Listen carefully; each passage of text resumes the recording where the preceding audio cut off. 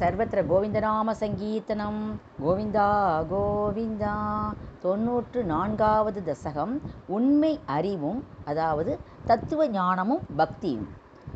குருவாயூரப்பா பயனை விரும்பாது பற்றற்ற நிலையில் தனது கர்மங்களையெல்லாம் செய்கிறதுனால மனமானது பரிசுத்தமடையுது.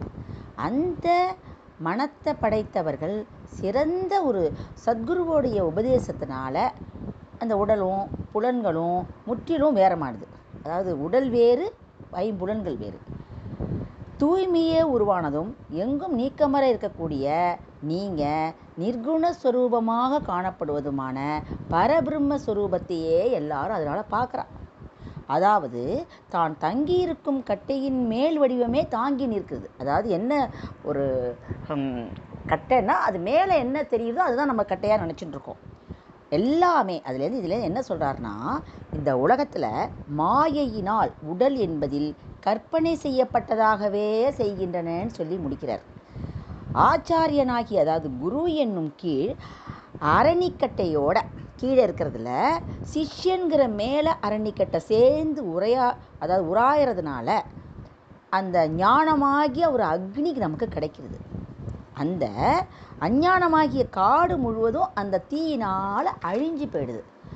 அதாவது அஞ்ஞானம் முற்றிலுமாக அழிந்து போகவே மேலும் எரிக்கிறதுக்கு பொருள் இல்லாததுனால ஞானமான அக்னி தனக்கு தானே ஓய்ந்து விடுது.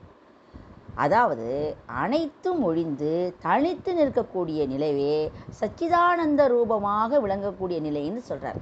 இவ்வாறு எல்லா துன்பங்களும் நீங்குவதற்கு தங்களை சரணடைவதை தவிர வேற உபாயமே இல்லைங்கிறார். அப்புறம் வரிசையாக ஒன்று ஒன்றா சொல்லிட்டு இருக்காரு. எங்கெல்லாம் குருவாயூரப்பா நீ இருக்கன்னா, ஆயுர்வேதத்தில் சொல்லக்கூடிய மருந்து அங்கே இருக்க, ராஜநீதியில் சொல்லப்படக்கூடிய உடன்படிக்கைகள் நீ இருக்க, போர் தொடுத்தல், அதாவது அந்த செல்வம் திரட்டக்கூடிய 6 உபாயங்களாகவோ, தர்மசாஸ்திரத்தில் சொல்லப்பட்ட வேள்வி செய்தல், செய்வித்தல், வேதம் ஓதுதல், ஓதுவித்தல், தானமளித்தல், பெறுதல் ஆகிய 6 தொழில்களோ, மேலும் வேதத்தில் கூறப்பட்ட யோகங்களோ, அதாவது வழிகளோ துக்கத்தை முழுவதுமாக ஒழிப்பதற்காகவோ அல்லது அவை திரும்ப வராமல் தடுப்பதற்காகவோ இயல்பானது. அவை விவசாய மாதிரி மிகுந்த துன்பத்திற்கிடையே சிறிதே மகிழ்ச்சியை கொடுக்கிறது. அப்படிப்பட்ட அந்த புண்ணிய பயன் முற்றிலும் தீர்ந்த பின்னாடி கீழே பூமியில் நம்ம என்ன பண்ண போகிறோம்? திருப்பி பிறவி பெற்று முடிவற்ற பற்பல இன்னல்களை அடைகின்றனர். இப்படி ஆசைனால தங்களுடைய உலகமான ஸ்ரீவைகுண்டத்தை தவிர பயமற்றதான வேலுலகம் எங்கே இருக்குது? பயமே இல்லாத உலகம் வேறு எதுவுமே இல்லைன்ட்டார். ஏன்னா 2 பரார்த்த கால நீண்ட ஆயுளோட முடிவில் அழிவெய்தும் சத்தியலோகத்தில் உள்ள பிரம்மதேவர் கூட தங்கள்கிட்ட கொண்ட பயத்தினால கவலையே இல்லாமல் வசிக்கிறான். இது இவ்வாறு இருக்கும் பொழுது வரமளிக்கக்கூடிய தயாநிதியே, ஏழை பங்காளனே, எனது கர்மங்களை எல்லாம் களைத்தெறிய அருள் புரியணும்னு கேட்டுக்கிறார். அது மட்டுமல்ல, என்கிட்ட பந்தத்தினாலையும் அதாவது கட்டுப்படுறதுனாலையும் மோசமோ அதாவது விடுதலையோ கிடையாது. எனக்கு ஒன்றுட்ட சரணாகதி அடையிறதை தவிர வேறு எதுவுமே இல்லை. ஜீவன் முக்தனுடைய நிலை இவ்வாறு இருக்கும்போது வேறு என்ன பயன்? அதில் மனதை எளிதிலும் தூய்மையாக்குவது பக்தியை தவிர வேறு எதுவுமே இல்லைங்கிறார். உடல், பொருள், ஆவி ஆகியவை அனைத்தையும் தங்களிடமே அர்ப்பணம் செய்கிறது தான் திடமான பக்தியை எனக்கு அருள்வீராக.